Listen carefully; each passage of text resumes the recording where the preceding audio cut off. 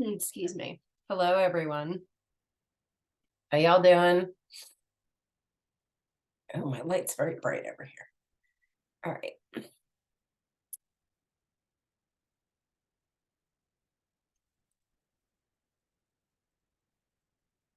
There we go. All right. So we had our skip week last week. It was also muzzle week. How many folks watched the muzzle video? And did anyone find it helpful? And does anyone have questions? There, I just did all the ask all my stuff. Got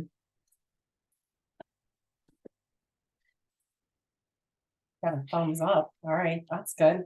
So I think muzzles are really important. My small dog Justin has to wear one for his vetting.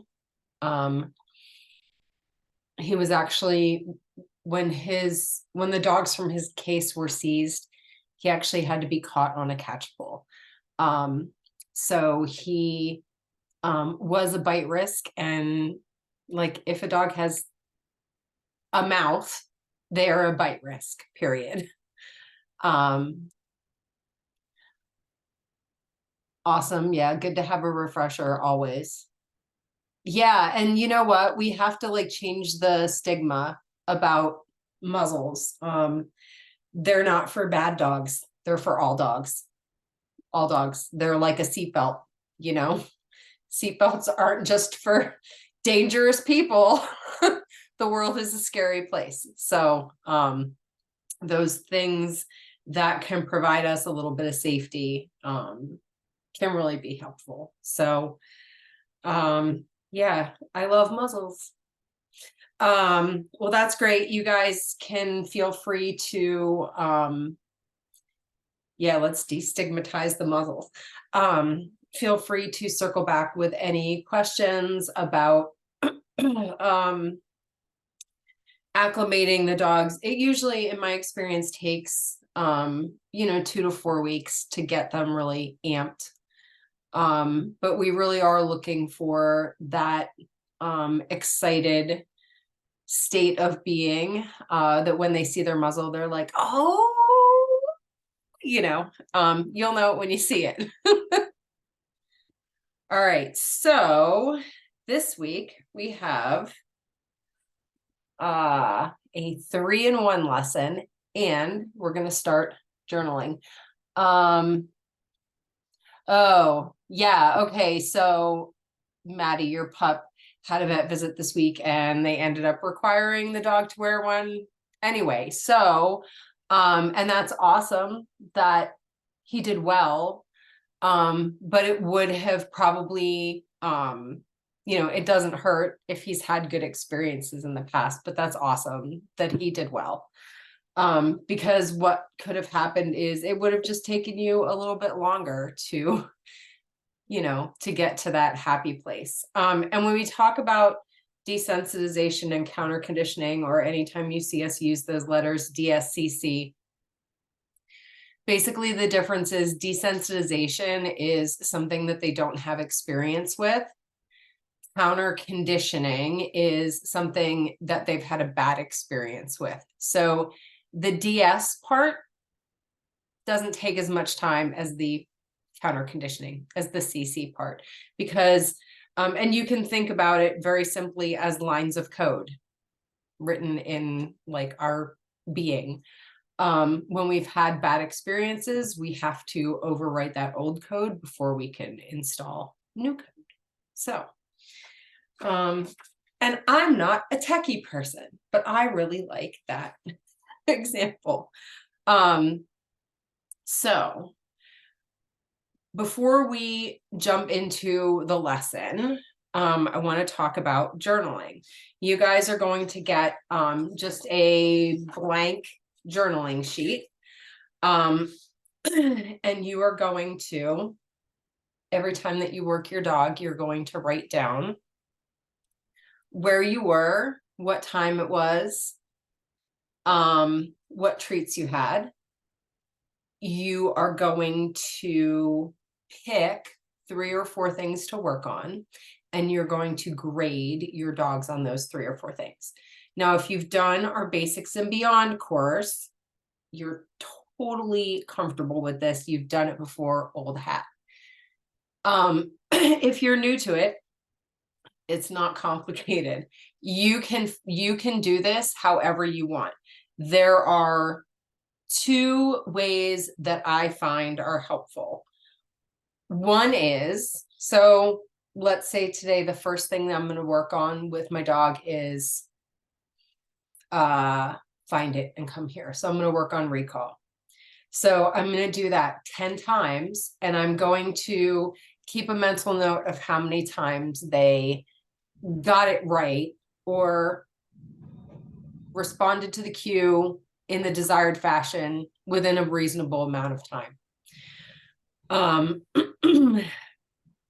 Anything 90% and above, you're doing great. Actually 80% above, but I'm a little bit of a tough teacher. Like, let's get to that 90, right? Because that behavior is going to be more reliable. But really at 80%, you're at like compliance level, another word that I don't love. So you can, when you're grading your dog, say 8 out of 10. Super simple. If you don't like keeping track of things like that, here's what you're going to do. You're going to keep track of the general sense of how things went. Good bucket, bad bucket, like how full is the good bucket getting? How full is the bad bucket getting? Like, is it more good than bad? And you're going to use the smiley scale, which is either smiling, straight across, or frowny, period. Super easy. You'll know, like if you've had like meh days with the straight mouth, and then finally you hit a day where you're like, oh, today's a smiley day. You'll know. Pick what works for you. If you feel like you want to write it out in journal form, that's also fantastic. But putting pen to paper is actually really, really helpful. It has implications that using your thumbs to write don't have. It's really weird, like using our thumbs. We've never done that before. This is like the first time in history that we're using our thumbs to write. So it's not surprising that it doesn't impact our brain the same way that writing with pen and paper does. All right. Here's another nerd fact for today about writing and journaling and notes and goals and stuff. If you write something down on a Post-it, I love Post-its. If you write something down on a Post-it and you stick it in a place where you'll see it, does that help you? Does that help you recall whatever is on that Post-it note? Does that help you get closer to whatever that goal is on the Post-it note? The surprising answer, Casey, the surprising answer is it freaking does not.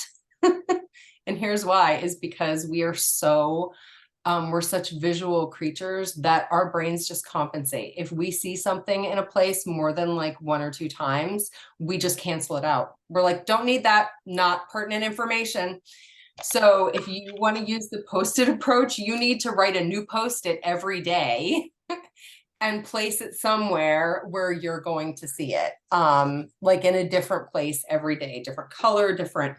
But we are very good at taking the easy way out. That is the economy of behavior. We like to do things that take less effort because that's how we have survived so far, strangely enough. All right, so this week we are going to add some things to leash walking.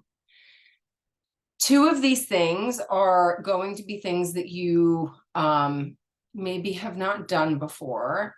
One of these things is something that unless your dog is walking well on a leash, like loose leash kind of all the time, like if I'll know, you'll know if you've been doing it or not, because your dog, if you do this one simple thing, the likelihood that your dog's going to walk on a loose leash is going to skyrocket.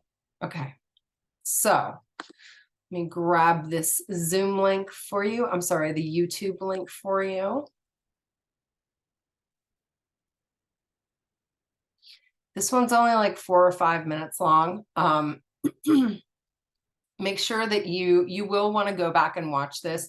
When you see me working with my dog BG, she is like she's super fast. You have to be like right on your game when you're training her, because she immediately like jumps in and is like doing the things faster than you can. Like before I even get the word out, she's like, I got this, mama, I got it. So you're gonna see how quickly she works.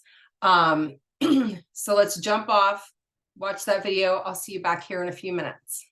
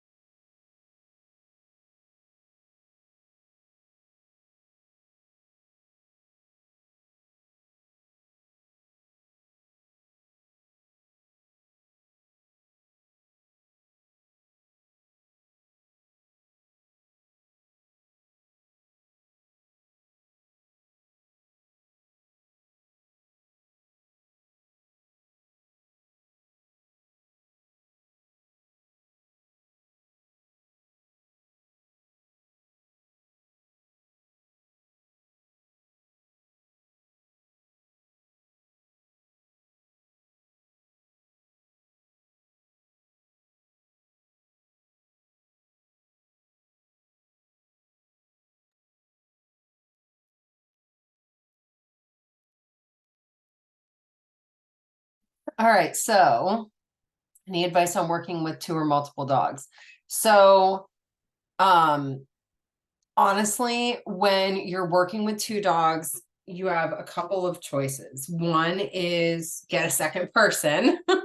The other is to use an X pen or some kind of gate in between them. So you're working one on each side of the gate so that you have a physical barrier there. With walking, it's got to be one at a time. Yeah, I mean, the other thing that you can do when you have 2 dogs is you could feed in Kongs and so you're working one while the other one gets a Kong or something to distract them, something that's a little bit more rewarding than bowl feeding. And maybe something a little bit extra in their kibble for that session. All right, so questions about let's go, hustle, and good walking. So let's go is extremely powerful. Sometimes when Brent is walking BG and I'm walking Justin, I'll say to Justin, let's go. And BG just automatically goes in the direction of my voice, no leash pressure or anything. She's just oh, she must be talking to me. So what it does is it basically uses the dog's muscle memory to say, oh, there's something, we're changing direction here. There's a lot to be said about thresholds or changes of scenery. There's a great psychological phenomenon called threshold amnesia, also known as walking into a room and going, why did I come in here? It's not because you're getting forgetful. It's because when you walk into a new scenario, your brain kind of goes, change the scene. So that's why you forget things when you walk into a room. So changing the scenery for dogs or trying to refresh things for them can be super helpful. So Let's Go has a lot of applications and implications. All right. Hustle. So I very often see people out in public who have dogs who are reactive, and they are trying to get them to maintain a seated position and take treats. Okay. Does anyone have ideas about why that might not be the best approach?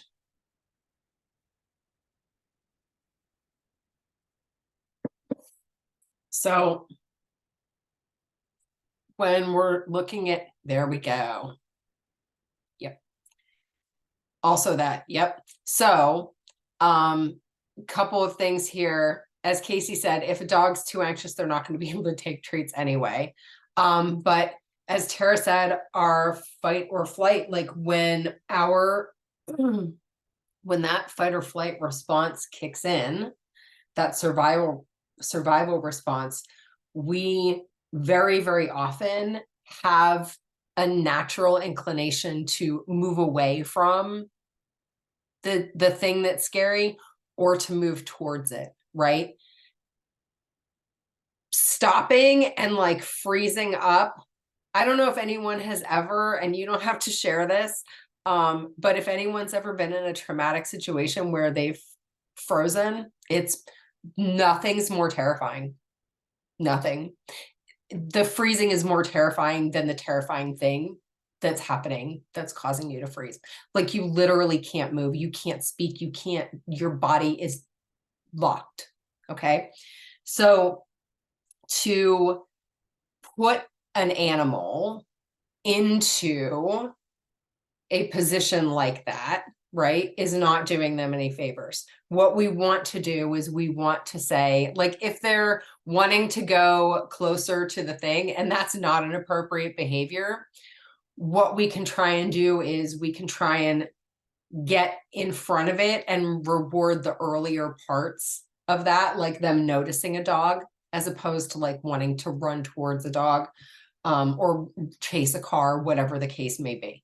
So, yeah, and yeah, distance is great. And sometimes, like when dogs are, actually anytime when people or animals are anxious, the systems that allow us to digest like go offline. So we can't eat, like we have no desire to eat food because our body like wouldn't know what to do with it in that situation, because we're busy like surviving, like we're in a mental war.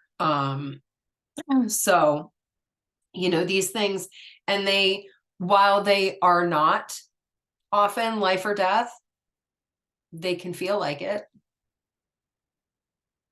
Right. So looking at our dogs and going, yeah, like they're anxious about other dogs, and that's annoying to me, but to them, they're actually like experiencing something pretty deep and painful. So allowing them some agency, right? Moving away to earn treats, moving away to move towards better things, moving away to run it off. But like not, let's not like keep them in a position where we are like removing any agency that they do have and taking away options. So, so hustle is fantastic, and running and like blowing off that steam actually can feel really good on the body for the dogs and the people. So take advantage of that little sprint. And then the third thing that we talked about was just capturing that really lovely, like relaxed, loose leash walking. The easiest way to do it, the easiest way to get your dog to walk on a loose leash is to not walk unless the leash is loose, period. So if you don't want your dog to pull you, do not move when they pull you, period. And if they're like doing a bunch of shenanigans because you've allowed them to be shenaniganing, then maybe this is the time, maybe this isn't the time. Like you pick the time that is, you know, you're gonna like buckle down and commit to loose leash walking. I think now is a great time because you're doing new stuff anyway, right? And you're starting in the house. So the best way to reinforce behaviors with dogs when they're naturally occurring is to notice them, let the dog know that you've noticed them, and reward them. So I noticed that my leash is smiling. I say, good walking, treat, treat, keep on. Justin's actually still learning that. This video, the video in this is from a year ago. And I just realized that like a couple weeks ago, he was like pulling me like crazy. And it's actually, so sometimes when I travel, they'll get into just a different, it's not bad, but they get into a different habits and different rhythms with dad. And then mom comes home and they're like, oh shoot, we got to go back to like the mom way again. And that's fine. It takes a couple minutes to like polish it off, and get it back going. But it did take him a long time. He also is a dog who was probably never on leash until he was like, 4 years old. So, not having to learn that late in life is, he's doing okay, that kid.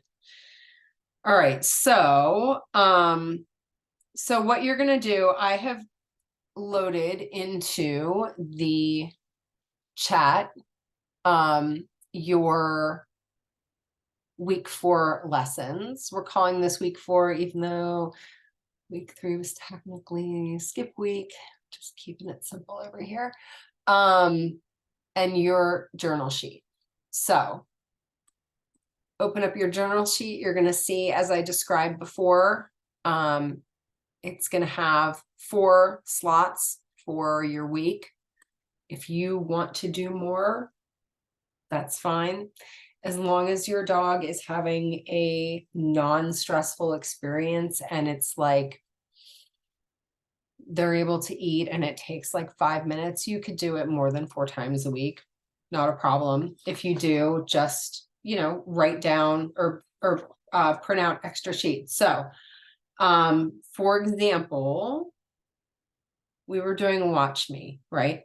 So watch me with movement.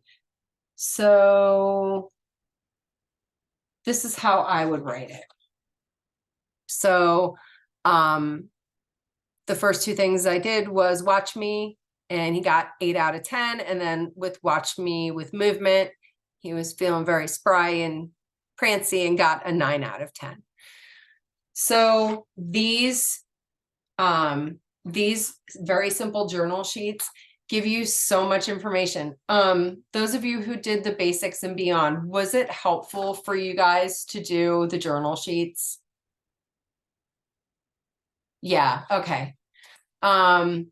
It really does give us something to look back on and say, wow, man, that first couple days they were getting like 4 out of 10, and look at them now, they're like a grade A student, and that says a lot about us too, because it's not just our dogs who are learning and participating here, it's us. Fortunately or unfortunately, we are all very tied into how our dogs and children's performance reflects on us, right? So I mean, in this circumstance, we'll take it and we'll just take advantage of it, right? Like, we want to strive for our dogs to be getting more consistent regularly with these behaviors, because that is the thing. There is no magic. There's no magic in the world. It's hard work. It's not, you and your dog aren't talented. You're not special. You're putting in the work and getting the results. Like, that is how it works. Literally, I mean, that's the good news, is that anyone can do this. Like, if you have a dumb uncle who you're like, oh my God, my dumb uncle, like, there's no way that him and his dumb dog could do this. Yeah, they could. We made this so it could benefit like anybody. And yes, there's some nuance to it. Some folks can get more out of it, than others. However, this is really meant to be accessible. So with that in mind, any questions about anything from this week or anything thus far?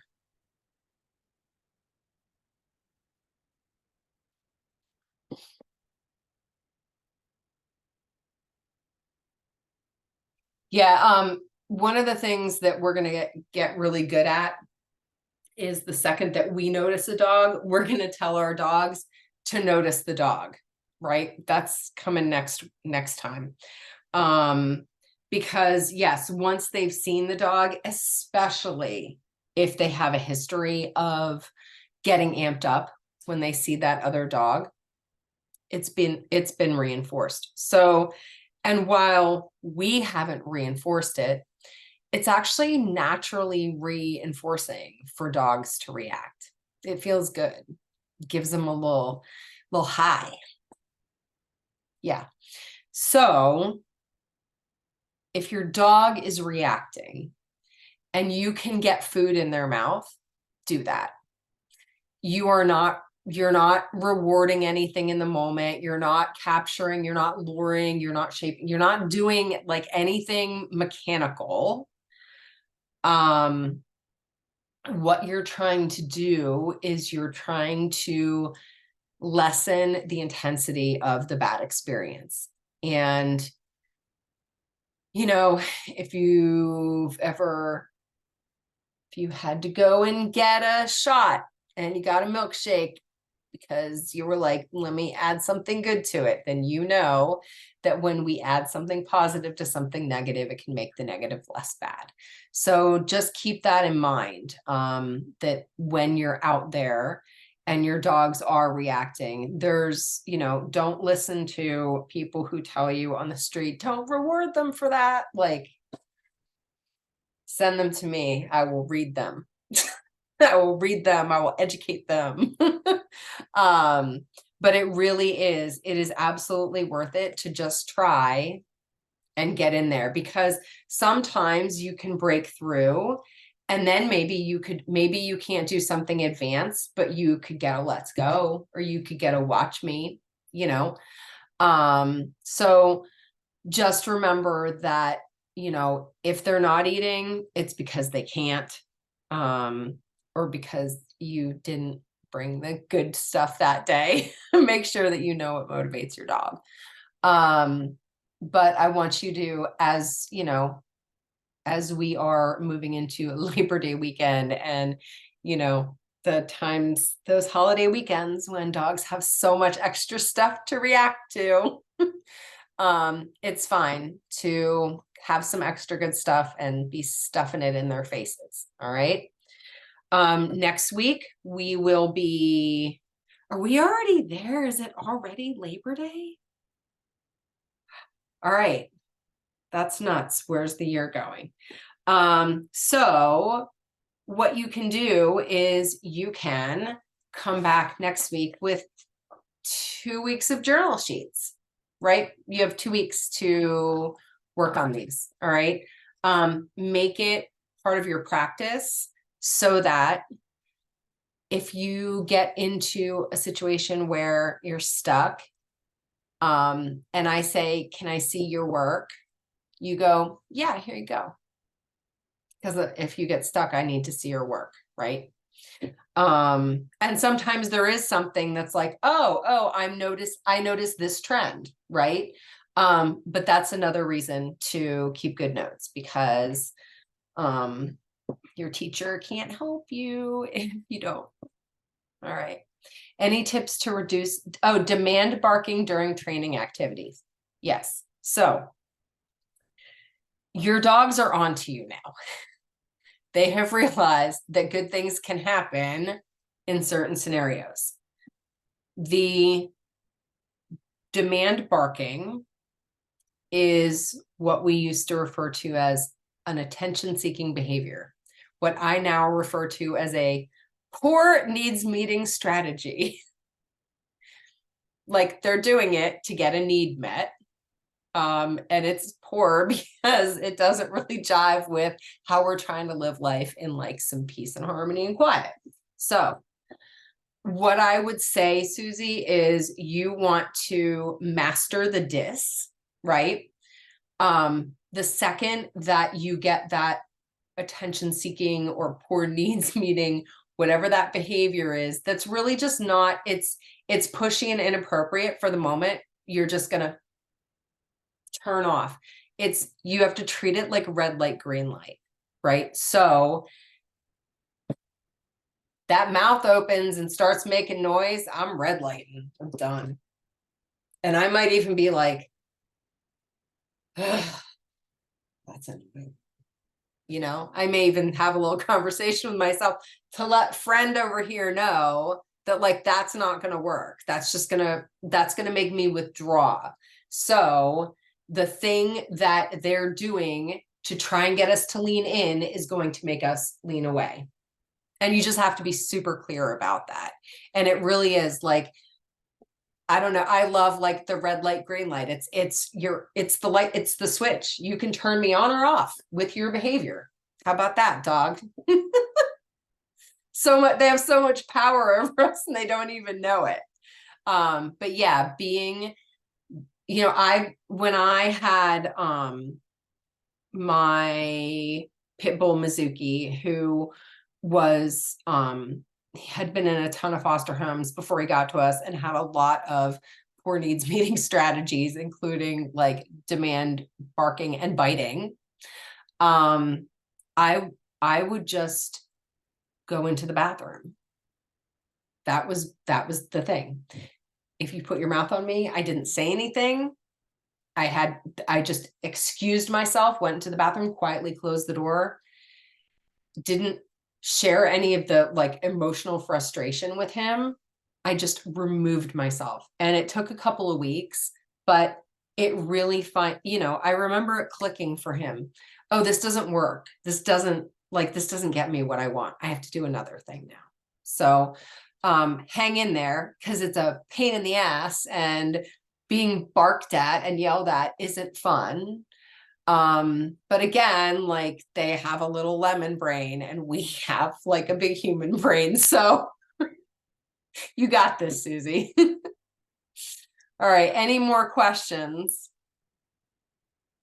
All right. I hope everyone has a great week and take extra days off, because life's good with extra days off, right? All right. Hi, Quinn. I see Casey has, oh my goodness, look at the head on that dog. He's just, he really is like, when you think about a 90-pound lap dog, that's exactly what Quinn is. Good boy. All right, guys, have a great weekend, great rest of your week, and I'll see you soon.